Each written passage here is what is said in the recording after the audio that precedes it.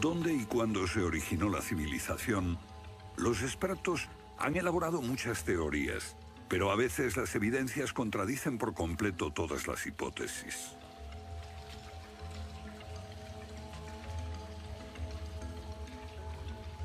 Bajo el suelo congelado de Siberia se han encontrado especies animales extinguidas por un repentino cataclismo global, como el mamut gigante. También se han descubierto mapas muy antiguos que muestran la Antártida siglos antes de que fuese descubierta. Este mapa tiene centenares de años y describe la auténtica configuración de la Tierra de la reina Maud, que está oculta bajo 1 kilómetro de hielos, y su configuración real no se conoció hasta 1949. Hace 100 años, un arqueólogo concluyó que la antigua ciudad de Tiahuanaco, en Bolivia, fue un observatorio estelar alineado con el Sol y las estrellas. Calculó que tendría 17.000 años. Su afirmación fue puesta en ridículo hasta hace poco tiempo. La única corrección que yo haría se debe a que ahora contamos con mejores mediciones, y sospecho que su antigüedad sería de unos 12.000 años. Tiahuanaco es la ciudad más antigua que conocemos en toda la Tierra.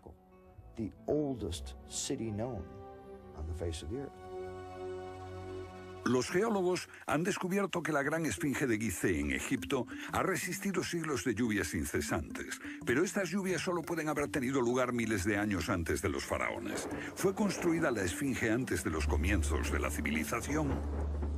Lo que se pone en cuestión es la historia completa de la civilización. Puede que no haya ido en línea recta desde los estúpidos cavernícolas hasta los hombres tan listos de hoy con sus bombas atómicas. A veces, las pruebas que se hallan rompen todas las reglas. En este documental entrevistaremos a personas que están juzgando meticulosamente esas evidencias y elaboran nuevas teorías que pueden cambiar nuestra idea de la civilización humana. Esta enorme cara fue tallada por los antiguos olmecas de México. Se cree que tiene al menos 2.000 años y es inequívocamente africana. Sin embargo, se supone que los negros no llegaron a América hasta después de Colón. En su libro De la Atlántida a la Esfinge, el escritor Colin Wilson recoge indicios de lo que él y otros creen que son los rastros de una avanzada cultura anterior al comienzo de la historia.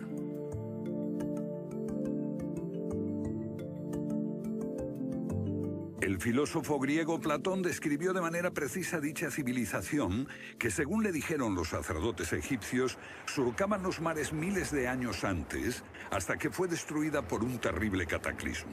Platón la llamó Atlántida.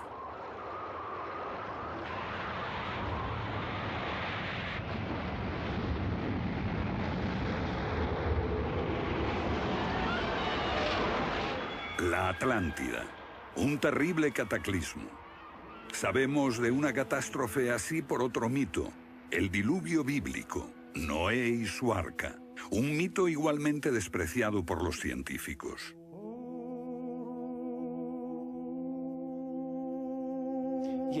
Cuando rechazan el diluvio bíblico y a Noé y el arca como una fábula, los científicos están ignorando el hecho de que hay cientos de mitos de diluvios en todas las culturas, aparte de las narraciones de Mesopotamia y de los hebreos, que dicen lo mismo sobre un desastre planetario que virtualmente borró al género humano antes del comienzo de la historia conocida.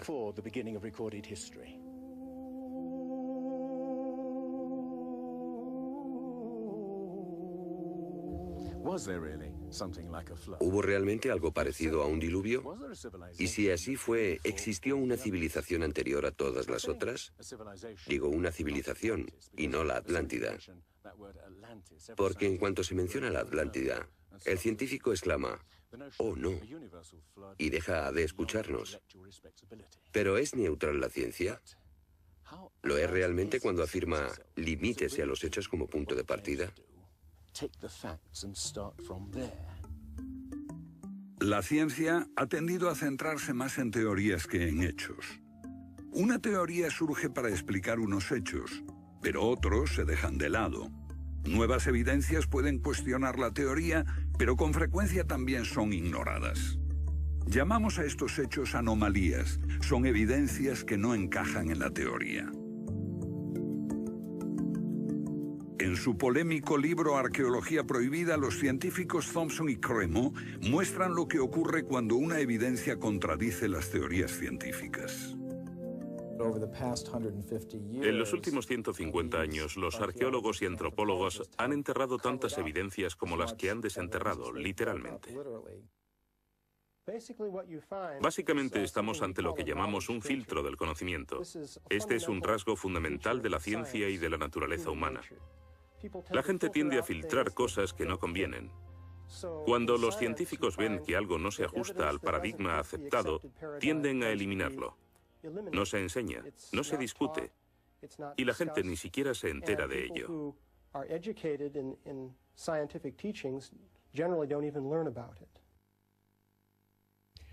Lo que estamos diciendo, por ejemplo, sucedió en Iatitlo, México, en 1996. Cuando la arqueóloga Janestine McIntyre amenazó con echar abajo la teoría convencional de que el ser humano es relativamente nuevo en la Tierra, que llegó a Siberia hace unos 30.000 años y en América hace unos 20.000 años. En México, la arqueóloga Stine McIntyre descubrió herramientas de piedra y huesos humanos y los sometió a una batería de pruebas científicas. En 1966 pensamos que era un yacimiento antiguo y creímos que tendría unos 20.000 años. En aquella época se pensó que era demasiado tiempo. Cuando lo datamos mediante una batería de métodos, supimos que tenía 250.000 años. Sinceramente, yo me hubiera sentido feliz con los 250.000 años. Fui ingenuo y pensé, bien, voy a dejar de pensar en las fechas. Tenemos la información. Hemos conseguido los hechos. Tomemos estos hechos y partamos de ahí. No me di cuenta de que arruinaría mi carrera por completo. Todas sus oportunidades profesionales se frustraron. El yacimiento fue cerrado. Los permisos para investigar denegados sistemáticamente.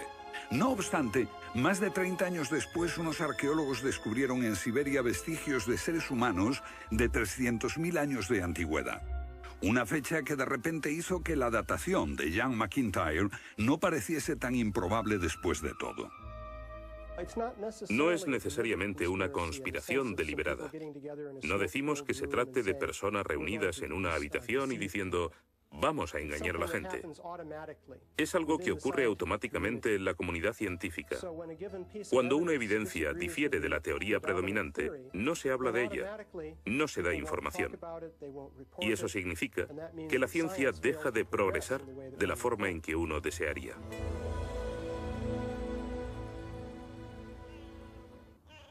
¿La ciencia está pasando por alto evidencias de un pasado que hemos olvidado? ¿Pueden ser ciertos los mitos que nos hablan de la existencia en este planeta de civilizaciones que desaparecieron miles de años antes de que comenzase la historia registrada? Una nueva clase de investigadores está estudiando las anomalías que la ciencia tiende a descartar.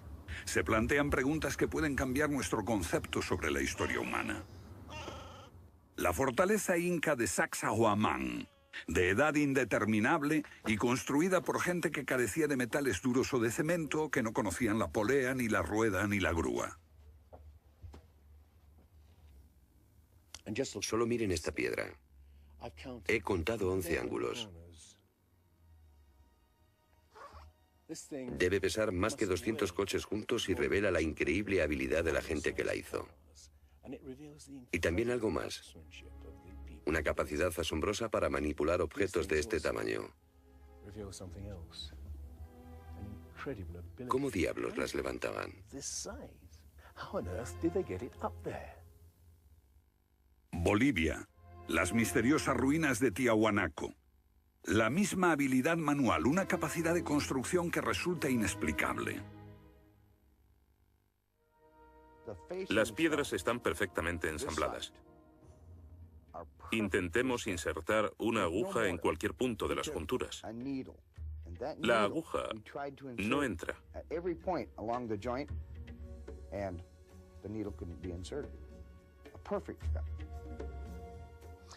Cuando los conquistadores españoles le preguntaron a los incas si ellos habían construido Tiahuanaco, respondieron, no, no la construimos. Se hizo miles de años antes de que viviéramos nosotros. La evidencia muestra que fue erigida por una civilización avanzada. Un descubrimiento casual nos lo revela. Los bloques de construcción de Tiahuanaco no están pegados con cemento. El que separa es el inesperado brillo metálico que las mantiene unidas.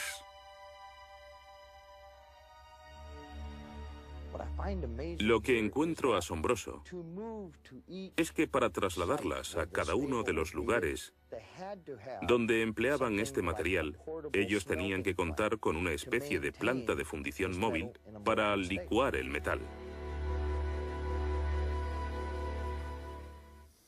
Y aquí hay un uso similar de tornillos metálicos y piedras finamente unidas, como esta en forma de L. Pero estamos en otro continente. África, Egipto, la tierra de las pirámides. Las 3 pirámides de Gizeh, una maravilla del mundo antiguo. Otro pueblo que no conocía la rueda, ni la polea, ni la grúa. ¿Cómo podían transportar bloques de 100 toneladas? Su tecnología no se puede explicar ni imitar. Soy ingeniero y puedo decirles que levantar bloques de este tamaño, de este peso, requiere una grúa especial. Una gente que carecía de tales grúas o de una simple polea o una rueda, empleando herramientas de cobre, ¿cómo pudieron hacerlo? Bobal cree que la Gran Pirámide de Gizeh era mucho más que una tumba y que revela un sorprendente nivel tecnológico. En su libro Guardián del Génesis, Robert Bobal y Graham Hancock enumeran muchas hazañas inexplicables. Chris Dunn, experto en perforaciones. Bueno, permítanme una pregunta. ¿Cómo cree que lo hicieron? El sarcófago de la Cámara del Rey. ¿Cómo lograron unos constructores primitivos que la superficie interior encajase con la superficie de la piedra del sarcófago al milímetro? Esta habilidad requiere profundos conocimientos de física. Es un misterio como la perforación misma. Primitivamente, la típica manera de hacerlo sería con una sierra de arco, un berbiquí. Introducirían la herramienta en la pieza usando arena o un diamante, pero pienso que eso supondría mucho tiempo, muchos años para hacerlo.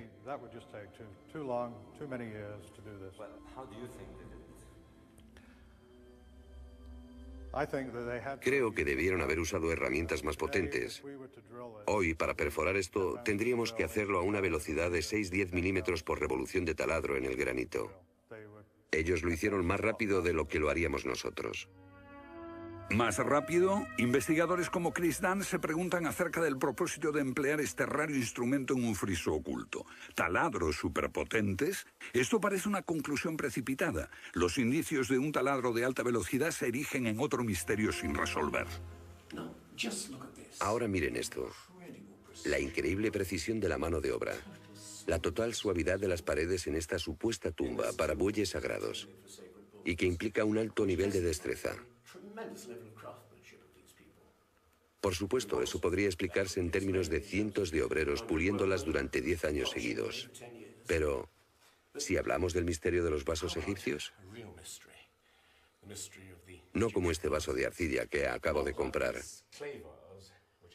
sino vasos hechos de alabastro, basalto e incluso diorita, que es la piedra más dura de todas.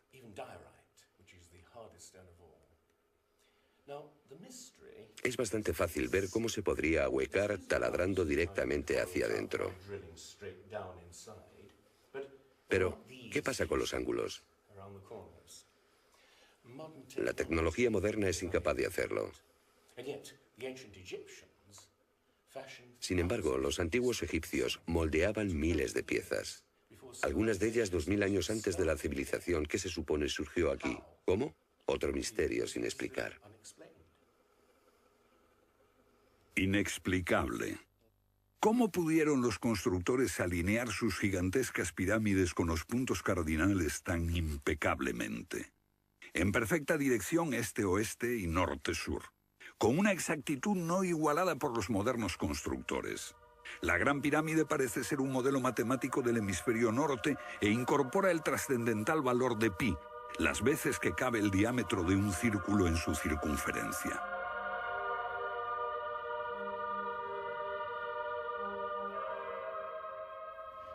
Está claro que lo que aquí tenemos es un avanzado sistema de matemáticas y tecnología, en un tiempo que no conocía su existencia.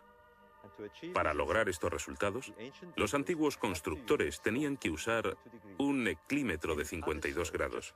Cualquiera otro no valdría. Pero no solo los egipcios conocían el valor pi. Ese valor también está representado en la pendiente de esta pirámide y en el extraño ángulo que le dieron sus constructores, en Teotihuacán, México, el lugar que los indios llamaban Ciudad de los Dioses.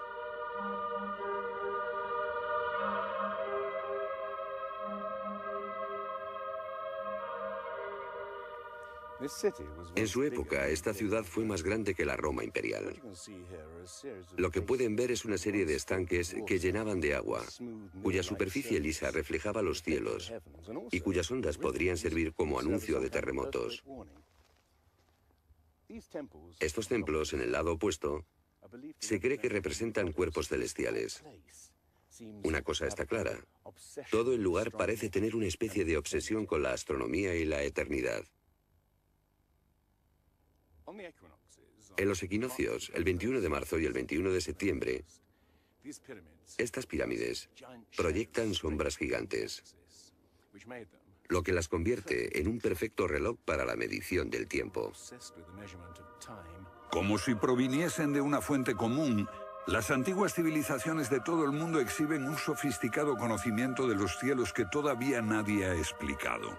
Fascinación por el sol, las estrellas. El lento e inexorable movimiento de la Tierra determina que las constelaciones parezcan viajar por los cielos nocturnos y por las épocas.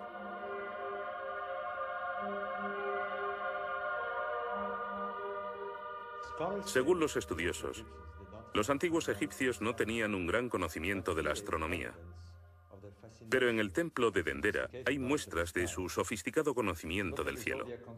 Miren las constelaciones del zodíaco: Leo, Tauro, Piscis. Y aquí, la constelación de Orión. Bauval cree que la astronomía es la llave de muchos misterios de las pirámides. Los antiguos egipcios veían en la constelación de Orión a su dios Osiris, señor de los muertos y la vida ultraterrena. Bauval halló el reflejo de ese dios en las pirámides de Gizeh.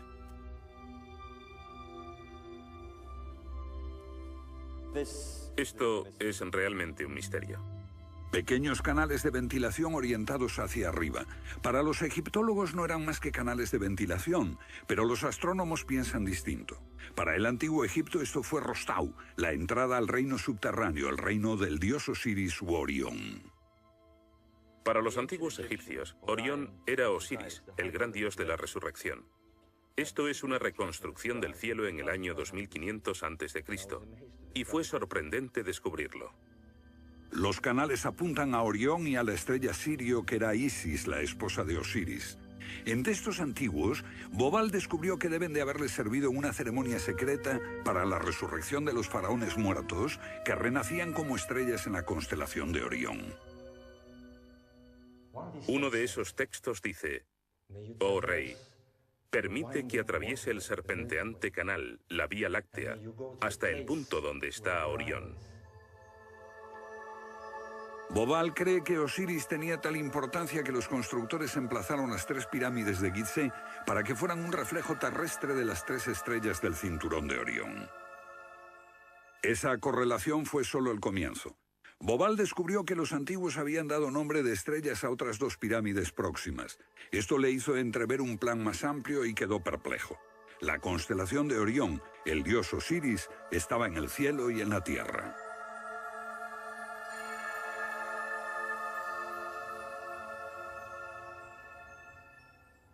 México, donde Teotihuacán presenta otro paralelo.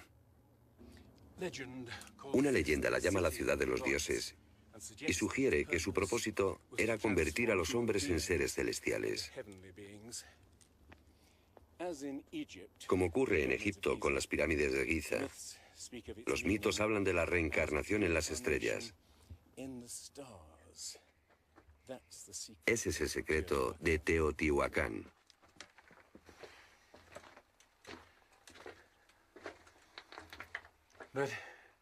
Pero esta pirámide presenta otro enigma mayor.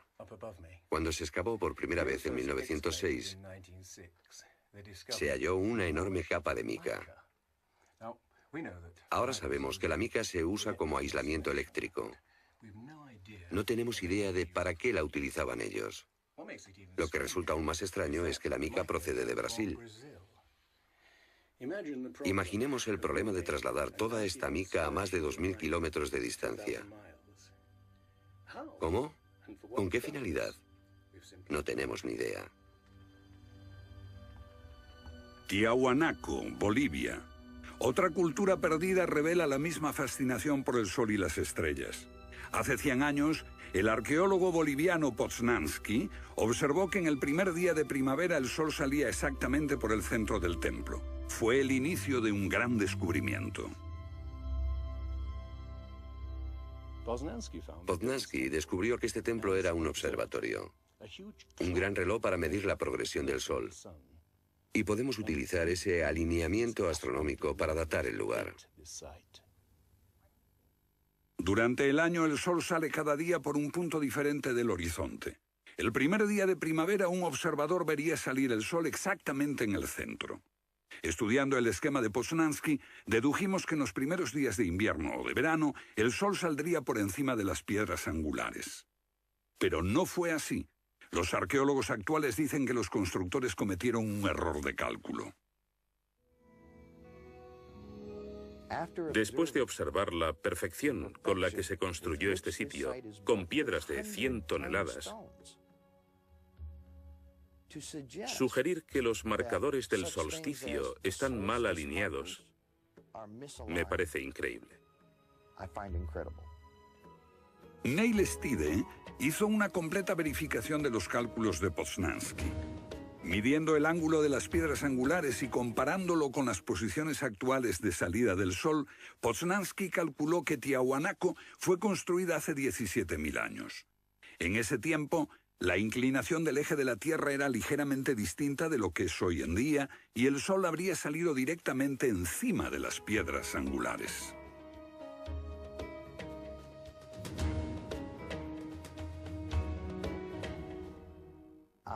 Yo sospecho que la fecha sería más bien de 12.000 años. Pero eso haría que todos nos cuestionásemos completamente los orígenes de la civilización. Una civilización perdida en el tiempo dejó sus huellas en varios lugares del mundo. Los sacerdotes egipcios dijeron al filósofo griego Platón que una civilización así habría existido hace 12.000 años. Pero según la ciencia, el ser humano abandonó la prehistoria hace solo 5.000 años. En Egipto, el investigador John West descubrió que la esfinge de Gizeh no resultó alterada por el clima de la misma forma que las construcciones del entorno, erosionadas por la arena y los vientos del desierto. En vez de un desgaste horizontal, la esfinge tiene marcas de erosión redondeadas y onduladas. No se necesita ser geólogo para mirar y ver lo que se debe al tipo de clima. Solo el agua cayendo copiosamente sobre las paredes del recinto pudo producir esos contornos redondeados.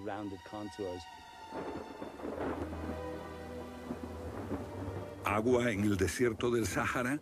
Ciertamente no en tiempos de los faraones. Para eso hay que trasladarse a finales de la era glaciar. Unos 10.500 años antes de Cristo, miles de años antes de que existiesen los faraones. ¿Pero por qué entonces la esfinge tiene cabeza de faraón?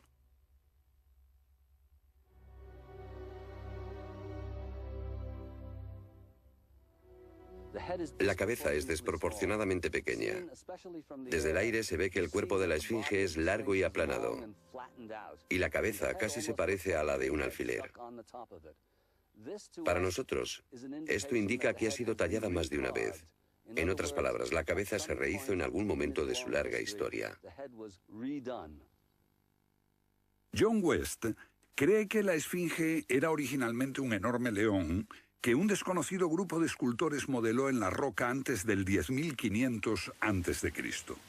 Se comenzó a erosionar cuando el final de la era glaciar alteró el clima y causó lluvias que cayeron durante siglos. Solo miles de años después, un faraón habría tallado la cabeza con su propia imagen. ¿Tiene la esfinge más del doble de la antigüedad que creíamos? La teoría fue ridiculizada por los egiptólogos, pero los geólogos les respondieron que los hechos estaban allí. Más extraño aún. Según Robert Bauval, la evidencia astronómica sugiere que las pirámides de Gizeh parecen revelar esa increíble antigüedad. La disposición de Gizeh coincidía misteriosamente con la posición de Orión en el año 10.500 a.C., cuando la esfinge miraba hacia Leo, su propia imagen en los cielos. La puesta de Orión en esa fecha distante se correspondía exactamente con las tres pequeñas pirámides, y existen muchos otros hechos difíciles de entender.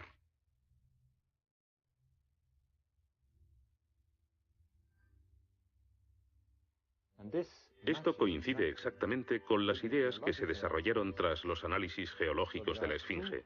Dos ciencias sólidas indican que la esfinge podría remontarse al año 10.500 a.C.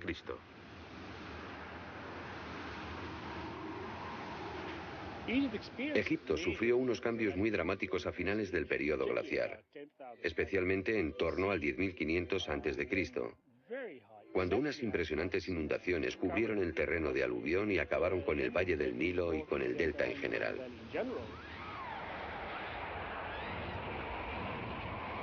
«10.500 años antes de Cristo, un periodo de inundaciones. ¿Pudieron los diseñadores de Gizeh remontarse a un tiempo tan distante? El tiempo de sus mitos dice que el dios Osiris y sus asistentes ascendieron del caos para traer los primeros frutos de la civilización. ¿De dónde vinieron?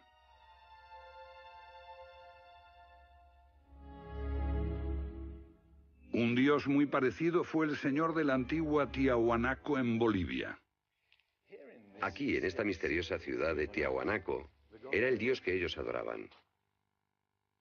Alto, con barba, descrito como blanco, Viracocha llegó en tiempos de caos y destrucción, atravesando los mares para llevar a la raza humana una especie de renovación.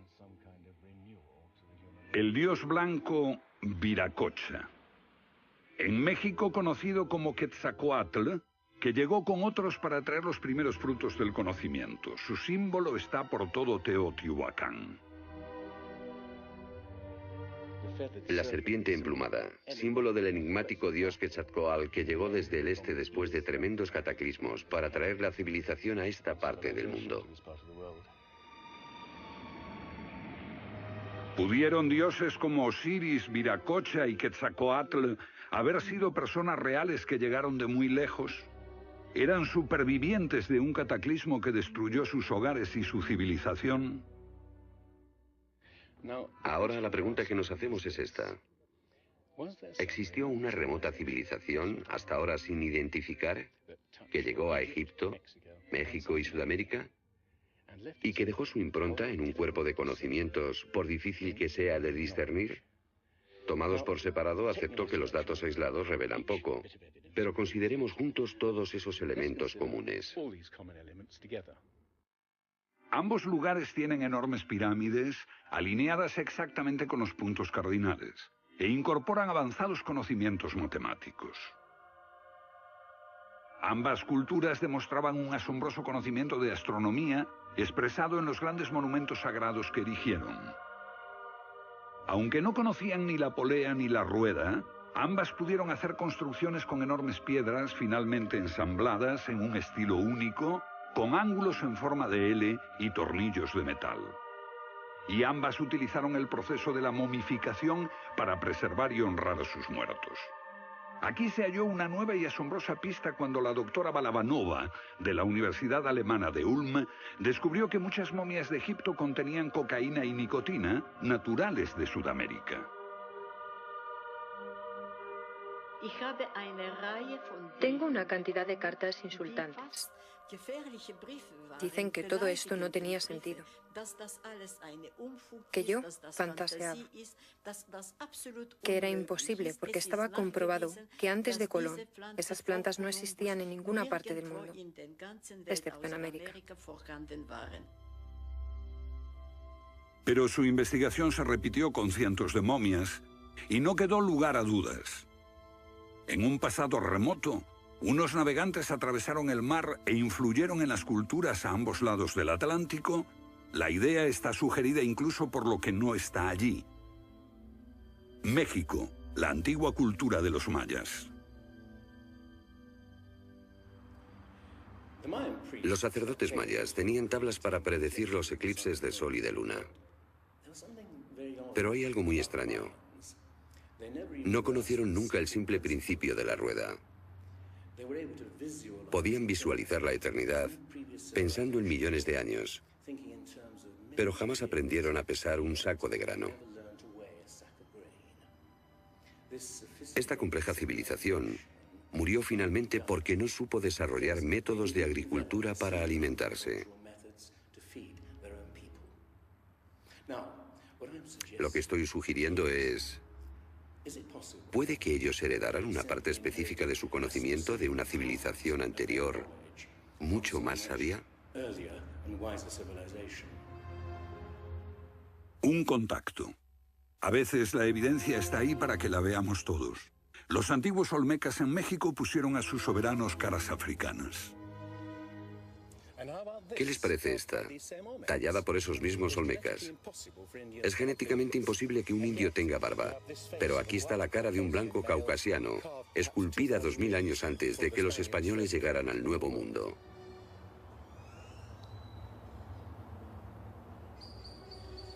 Caras de africanos y de caucasianos esculpidas muchos siglos antes de Colón. ¿De dónde vinieron? ¿Cómo llegaron aquí?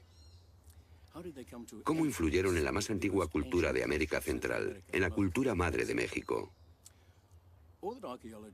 Lo que todos los arqueólogos saben es que de pronto se materializaron alrededor del 1500 a.C. Esta gente, cuya expresión característica era la de esculpir enormes caras de piedra, cabezas de caucasianos y africanos que parecen haber salido, no se sabe de dónde.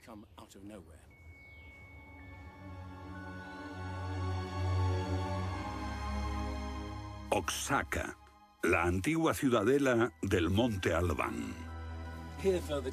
Aquí, en el sur de México, está el último testimonio de esos misteriosos hombres.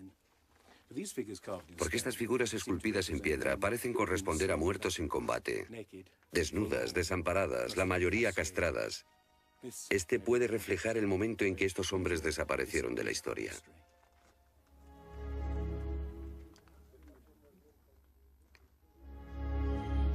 Entonces, ¿hubo una compleja civilización de navegantes que cruzó el Atlántico siglos antes de Colón? Pero tenemos otra evidencia. Estos son viejos mapas que sugieren que los antiguos marinos tenían un conocimiento de la Tierra que nunca se ha explicado. Un puzzle para los científicos de este siglo. En 1513 el almirante turco Piri Reis cartografió parte del mundo que nadie había visto hasta entonces. Colón solo exploró la zona del Caribe. No bajó a esta zona de Sudamérica, hasta la Antártida. No estuvo nunca por esa zona. Pero estos mapas muestran todos estos detalles con gran precisión, antes de que cualquier explorador europeo llegase a esas regiones. Este mapa, de muchos siglos, describe la configuración real de la tierra de la reina Maud, que ahora está sepultada bajo 1 kilómetro de hielo. Y su forma precisa no se determinó hasta 1949. Inexplicable. Los cartógrafos han meditado mucho sobre la extraña proyección cartográfica utilizada en el mapa. Hallaron un parecido con el que utiliza un moderno submarino nuclear que hace mediciones del mundo mientras se aleja de un punto de referencia. En este caso, el centro está en Egipto. ¿Es ese el hogar de los antiguos cartógrafos? El mapa muestra exactamente esta parte del mundo, pero hay más. Para mí, el aspecto más significativo del mapa de Piri Reis es que describe exactamente la longitud. Algo que los europeos no fueron capaces de hacer hasta el siglo XVIII. La longitud. Esa historia comenzó en estas playas en 1707, cuando la flota inglesa navegaba por el Mediterráneo hacia Inglaterra. En aquellos días era bastante fácil determinar a qué distancia estaba el norte o el sur, midiendo el ángulo que el Sol y las estrellas formaban con la superficie de la Tierra. Pero no había técnicas para determinar lo lejos que estaba el este o el oeste. ¿Longitud? El almirante Sir Clutley Safel se enfureció cuando un marinero del oeste del país le dijo que estaba alejándose unas 20 millas del este y era probable que la flota naufragase en la costa. Cuando sus oficiales le dijeron que el rumbo era correcto, mandó ahorcar al marinero por insubordinación. En sus últimos momentos debió haber deseado no haberlo hecho. Los barcos se habían hundido antes por millares. Pero entonces la pérdida de una flota entera promovió la búsqueda de un reloj preciso para calcular la longitud. Tuvieron que pasar 2 generaciones antes de que finalmente se consiguiese.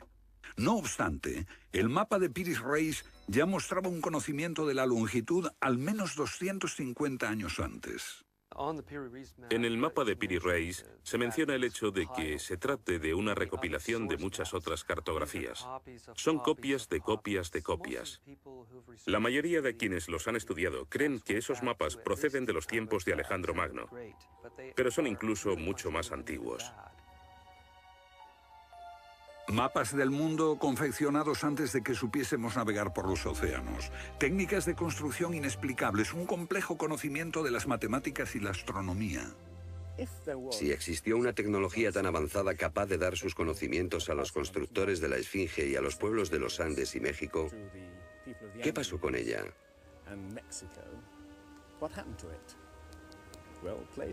Platón dice que existió esa civilización avanzada tecnológicamente y capaz de surcar los océanos del mundo, la Atlántida, situada en una enorme isla-continente.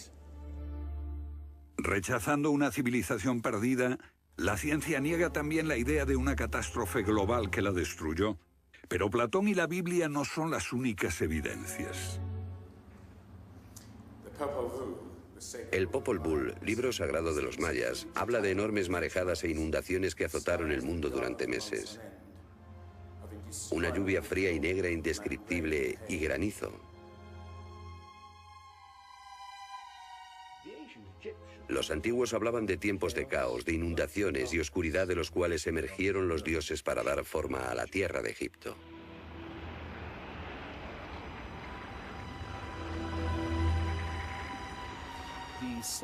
El disco solar de los aztecas se refiere a 4 ciclos de destrucción: por inundaciones, por fuego, por viento y por sangre y guerra. Y prevé el fin del mundo por un enorme cataclismo surgido de las entrañas de la tierra.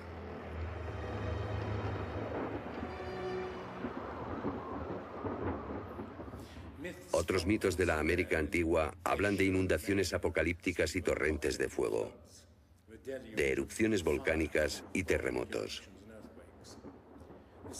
Un pasado que no podemos recordar ni olvidar.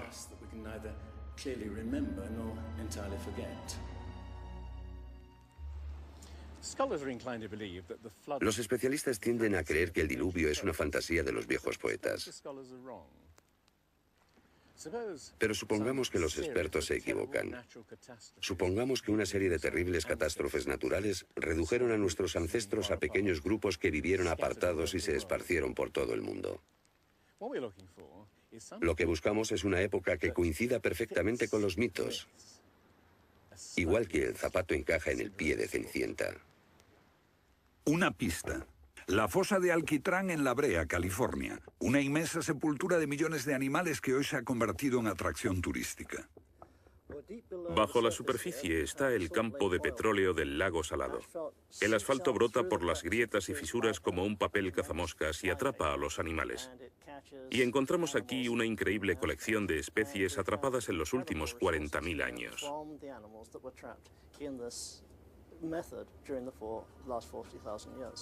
Esta fosa de Alquitrán puede leerse como un libro de tiempos remotos, cuando abundaban los animales y nosotros no los considerábamos como originarios de América. Mamuts, elefantes, rinocerontes, perezosos gigantes, tigres sable, incluso caballos y camellos. Después Una tremenda catástrofe los barrió, al parecer, en unas pocas décadas, en torno al 10.500 a.C., hace más de 12.000 años.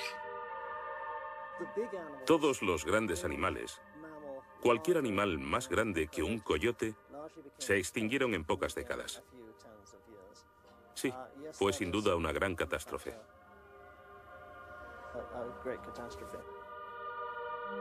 Un registro de la catástrofe.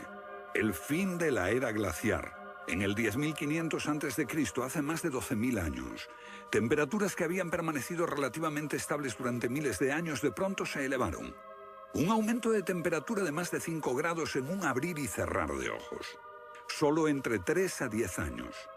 Se trata del asombroso descubrimiento de unos científicos que perforaron la capa de hielo en Groenlandia para investigar los cambios en la atmósfera. El hielo de Groenlandia ha sido llamado por algunas personas la piedra roseta del clima, porque ver que el clima puede cambiar tan rápidamente es un enorme descubrimiento. Y este cambio ocurrió en un periodo de entre 3 años y una década. Hemos observado cambios espectaculares en la química de la Tierra. Y descubrimos que en un periodo en el que las placas de hielo estaban empezando a derretirse, es cuando tenemos más señales de sedimentos volcánicos y de mayor magnitud, mayores concentraciones que en cualquier otro periodo en los últimos 110.000 años.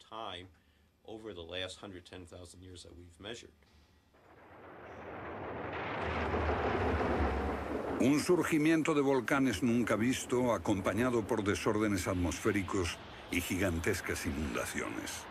Porque mientras las placas de hielo de más de 1 kilómetro de espesor se derretían en pocos años, el nivel de los mares aumentaba dramáticamente. De repente, los mares ocuparon lo que había sido suelo seco.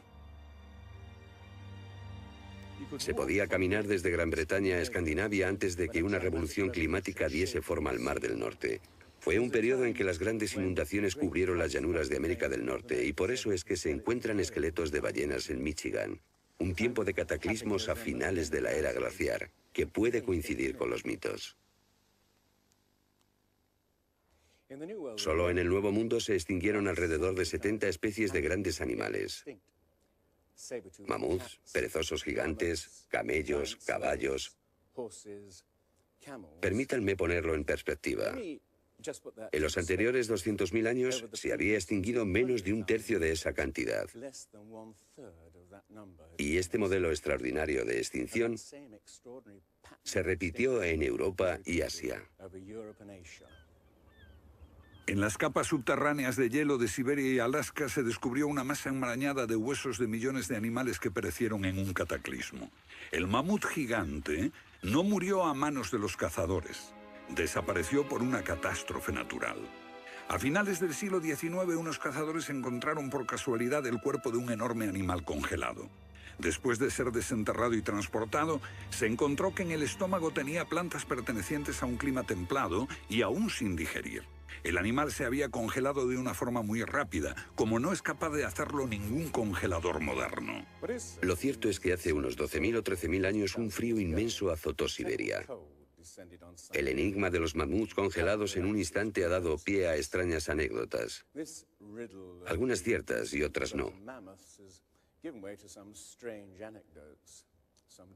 Lo que es auténtico es un informe del barón Wrangel, un naturalista del siglo XIX que descubrió la isla Byrd al norte de Siberia, donde la arena quedó literalmente mezclada con bancos de huesos y colmillos de mamut y otros animales que habían desaparecido en alguna catástrofe. Esas extinciones masivas, esa imponente actividad volcánica, ese veloz derretimiento del hielo, parecen sugerir que hubo un cambio climático brusco hace 12.000 años. Hay algún factor desconocido que no logramos descubrir.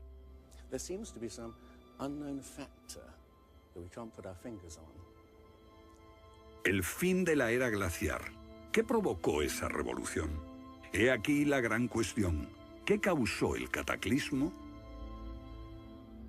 Una de las mejores ideas la ha planteado Charles Hapgood.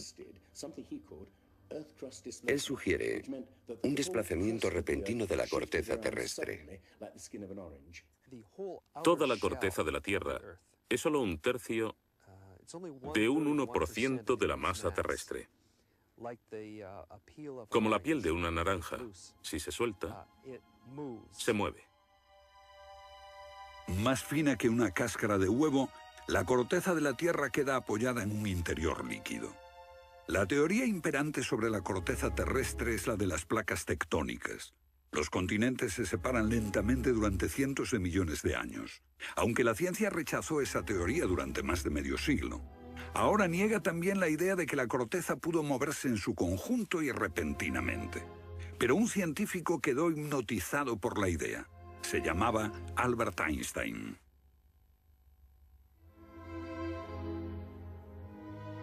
Esto es un resumen de lo que dijo. Cuando me encontré con el trabajo de Hapgood, quedé conmocionado. Se trataba de una idea simple, pero que podría explicar una serie enorme de problemas. Hapgood tenía esa teoría. La cuestión era cuál fue el mecanismo que puso en movimiento el gigantesco conjunto. Y fue Einstein quien planteó una sugerencia. La enorme cantidad de hielo que rodea a los polos puede tener 3 kilómetros de espesor. Esos incontables miles de millones de toneladas de hielo, si se formaran de un modo desproporcionado, harían que toda la Tierra se sacudiese como una rueda, con un enorme peso colocado en su borde. Esta vibración bastaría para hacer que la corteza de la Tierra se moviese súbitamente. Hace 55.000 años el Polo Norte estaba cerca de Europa, pero de pronto se desplazó hacia la bahía de Hudson, en Canadá. Y en torno al año 12.500 a.C. se volvió a mover casi 2.000 millas hasta donde está actualmente. O es mejor decir que las tierras y los mares atravesaron el polo, impulsados por un repentino desplazamiento de la corteza terrestre. De ser así, esta es una de las cosas que habían ocurrido al final de la era glaciar. El desplazamiento impulsó a América fuera de la zona polar. El mar en el norte se congeló con una fina capa de solo unos metros de espesor. La inmensa vieja capa de hielo de Norteamérica, con más de 1,5 kilómetros de grosor, se derritió rápidamente en pocos años. Ahora, lo que es muy interesante de la teoría de Hapgood y Einstein es que también explica bastante bien algunos otros mitos, independientemente del diluvio. Hay mitos sobre tremendos terremotos, catástrofes volcánicas, lluvias negras cayendo del cielo, congelación repentina, congelación del suelo. Y podemos ver que un ejemplo de esto es precisamente lo que pudo pasar si la corteza terrestre se desplazó. Con bastante rapidez, las áreas que antes habían estado congeladas pasarían a ser zonas cálidas, y así se explicarían hechos como el rápido congelamiento de los mamuts en Siberia. Si el desplazamiento de la corteza terrestre causó el diluvio que aniquiló una civilización, ¿dónde estaba esa civilización? Algunos investigadores creen haberla hallado en la isla griega de Santorini, que fue devastada por una terrible erupción, o en la antigua Troya, o en la isla alemana de Heligoland, casi arrastrada hacia el Mar del Norte. Pero no se ha encontrado nada. Y es precisamente este problema lo que ha hecho descartar la Atlántida de Platón como una propuesta seria. Veamos. Los oceanógrafos han cartografiado los suelos oceánicos y sencillamente no hay ningún continente perdido. ¿O sí? Platón describe la Atlántida como una vasta isla-continente con montañas, situada en medio del océano. Y el océano, por supuesto, es el océano que rodea toda la Tierra. Fue más tarde que comenzamos a dividir el océano en diferentes partes, llamándolo Atlántico, Pacífico, etc. En realidad el mundo tiene un solo océano. Y los mitos de todo el mundo son muy explícitos acerca de lo que pasa. El Sena-Vesta, de la literatura védica, describe que esa isla no solo se destruyó tras un diluvio, sino que está cubierta por nieve y hielo. De modo que estamos buscando una isla cubierta de nieve en medio del océano, y una gran candidata para este papel es la Antártida. Si el Polo Norte se desplazó, también debió hacerlo el Polo Sur. Flennat cree que hace 12.000 años una parte de la Antártida permanecía en zonas templadas y pudo haber albergado una civilización que desapareció cuando el continente se convirtió en el Polo Sur. Esa es la explicación que él encuentra en los mapas que muestran partes de la Antártida que están debajo del hielo. El almirante turco Piri Reis demuestra un conocimiento de la Antártida que no debería de tener. Tras examinarlos, especialistas en cartografía de la Armada y de las Fuerzas Aéreas nos dicen: hemos hecho comparaciones de picos salientes y de montañas. Hemos descubierto que coinciden de forma asombrosa. Lo que debemos enfatizar es que no estamos hablando de un mapa, el mapa de Piri Reis, que podría cuestionarse. Estamos hablando literalmente de docenas de mapas. Por ejemplo, el mapa Phineus de la Antártida es sumamente preciso en cuanto a la configuración, mostrando sistemas fluviales que existieron allí, pero que no se conocían en el siglo XVI. La Antártida no fue descubierta hasta cerca del año 1800. Entonces, ¿cómo pudieron los cartógrafos europeos representarla?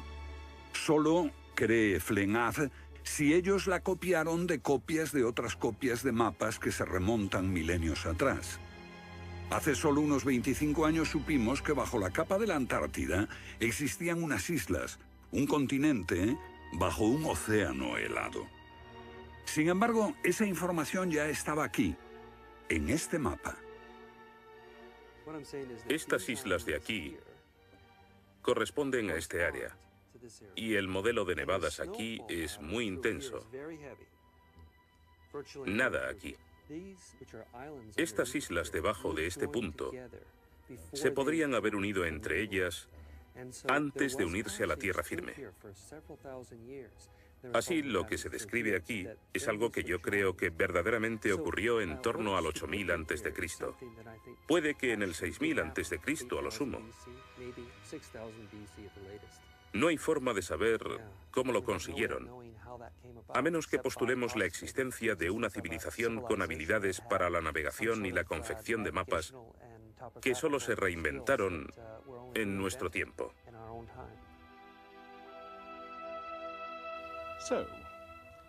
¿Fueron los comienzos de la civilización humana más remotos de lo que suponíamos? Puede que uno sienta que muchos elementos de esta hipótesis suponen conjeturas extravagantes que, vistas por separado, pueden ser todas discutibles. Pero si juntamos esas piezas, como las piezas de un puzzle, se empieza a ver que surge un modelo. Una civilización que se desvaneció y fue olvidada mucho antes de que comenzase el registro de la historia.